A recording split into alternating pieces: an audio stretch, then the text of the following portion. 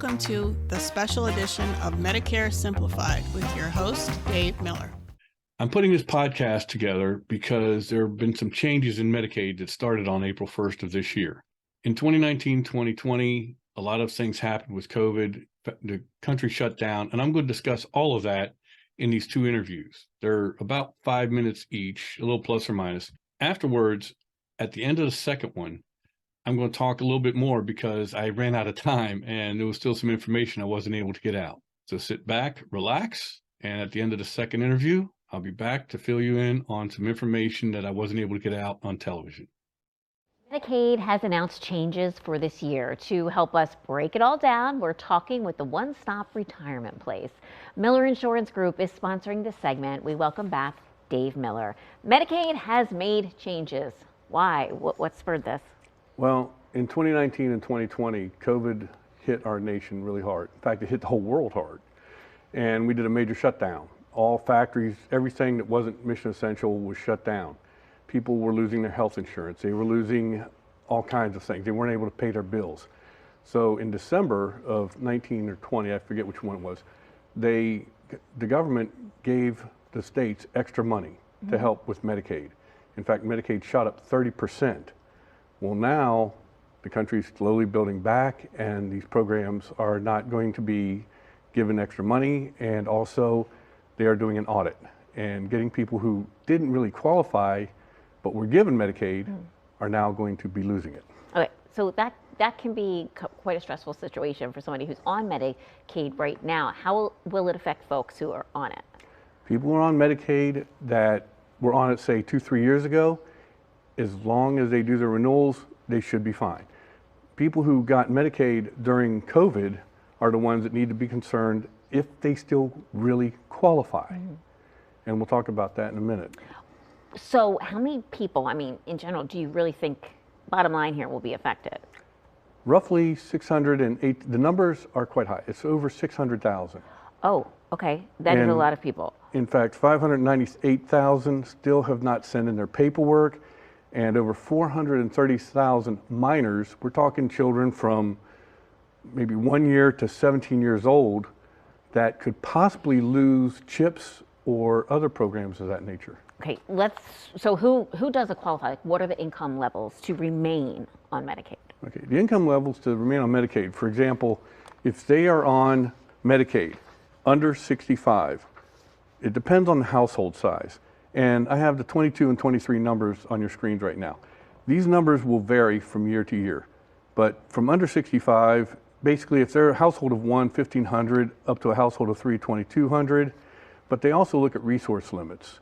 And you have to fall within one of these brackets in order to continue getting Medicaid. And then you got your modified adjusted gross income, which is your wages, dividends, Social Security checks, your spouse's income. All this will play into whether or not you are qualified. Now, things they do not count, for example, is temporary assistance for needy families, supplemental security income, SSI, low-income energy assistance programs like LIHEAP, supplemental nutrition assistance programs like SNAP. There's several other programs that will not be counted as far as your income. As far as eligibility goes, you have to have a government ID, Social Security number. You need to make sure that your county assistance office and you are talking to each other to make sure you are still qualified so that you don't lose these benefits. Now, I spoke earlier about resources. Resources are like your home, 1 car per family, a burial plot, $1,500 is what they will not count towards burial plots, and that won't count as a resource.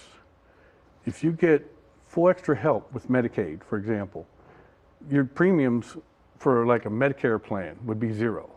The state would pick it up, as they would your Part B premium. Co-pays could be $4.15 to $10.35 for prescription drugs.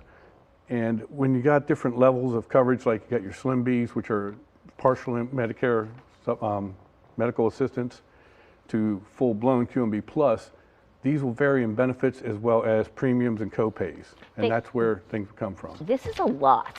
This is a lot for someone to absorb because my head just started spinning. So we're going to talk more with you after the break, right? You're going to tell us to find out like if you're still eligible, excuse me, and some of the options available. So stay with us. We have a lot more to talk about. Keep it here.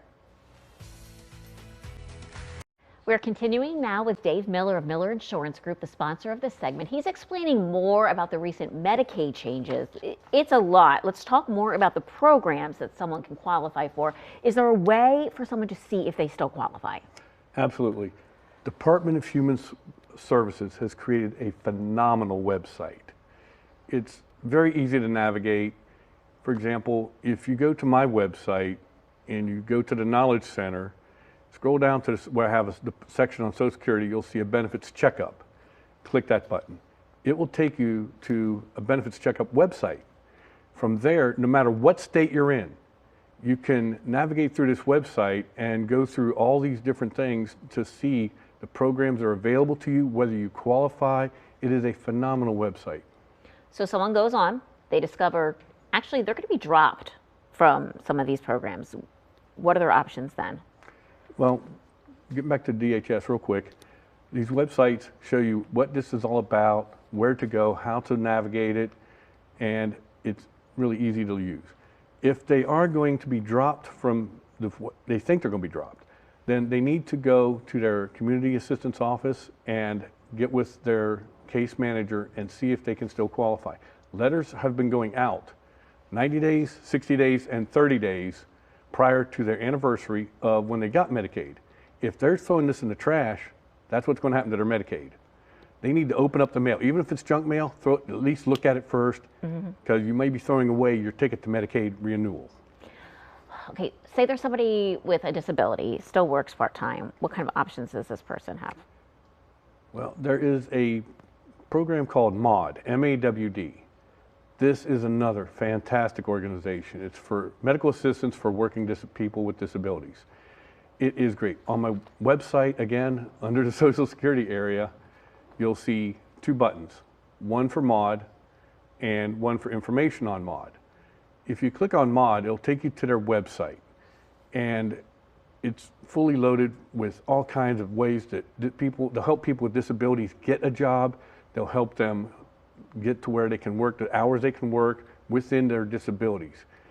It's just a phenomenal program. And there is also a brochure on my website for MAWD that gives a beautiful description of everything they do, all the services they have, and it can really make a difference for people who just want to work and feel useful. They don't want to be disabled and just feel like they're nothing. They want to work. Sure, yeah. And MAWD will help them. And the best part of MAWD, even though they don't make a lot of money, because they're enrolled in MAWD, they can qualify, if they're on Medicare, they can qualify for Medicaid and what they call a special needs plan through Medicare, where they'll have no premiums, no co-pays, get the medical attention they need, get the value-added benefits that will help make their life better for dental, vision, hearing, and other things, still work.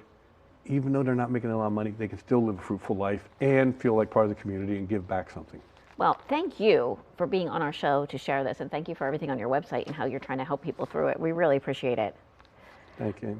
As we go to break, we thank Miller Insurance Group for sponsoring the previous segments. We'll be right back. Okay, everyone, you got the gist of it. A lot of changes, a lot of people are going to be affected.